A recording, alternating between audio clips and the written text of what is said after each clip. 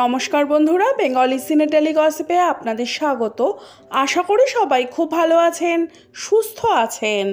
উত্তম কুমারের ছোটবেলা কেটেছে মধ্য কলকাতার ভবানীপুরে। কৈশোরের প্রেমিকা পাড়ার মেয়ে গৌরীকেই মন দিয়ে বসেছিলেন উত্তম কুমার। তার বিয়ে হয়েছিল অল্প বয়সেই। সেই সময় অরুণ কুমার উত্তম কুমার হয়ে ওঠেননি, অল্প অভিনয় করতেন মাত্র, কিন্তু তার বিয়েতে জাঁকজমকের অভাব ছিল না। গৌরীদেবীর বাবা যখন উত্তম কুমারের বাড়িতে মেয়ের সম্বন্ধ নিয়ে এসেছিলেন, আলোচনা করেছিলেন দুই গুরুজনে। বিয়েতে পণ দেওয়া নেওয়া নিয়েও কথা হয়েছিল। উত্তমের বাবা সাতকড়ি চট্টোপাধ্যায় বলেছিলেন, বাড়িতে মেয়ের বড্ড অভাব। আমার বড় মেয়ের মৃত্যু হয়েছে, তার বিয়েটা তো দিতে পারিনি, ফলে এটাও জানি না যে বিয়েতে কি দিতে হয় না হয়।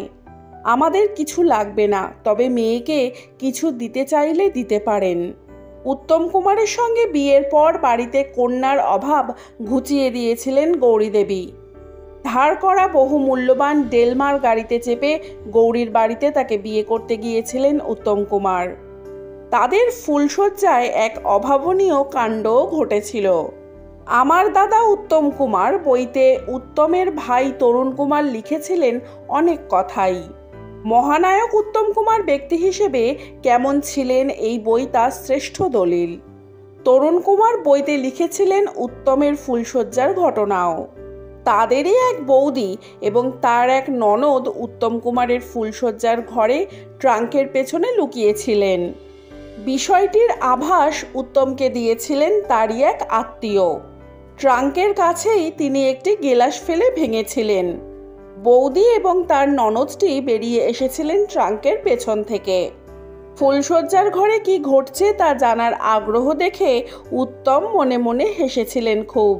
বলেছিলেন, তোমরা পারো, কিন্তু এই নাও জালনা দরজা সব খুলে দিচ্ছি, ফুলশয্যায় আমরা কি করছি সব তোমরা দেখো।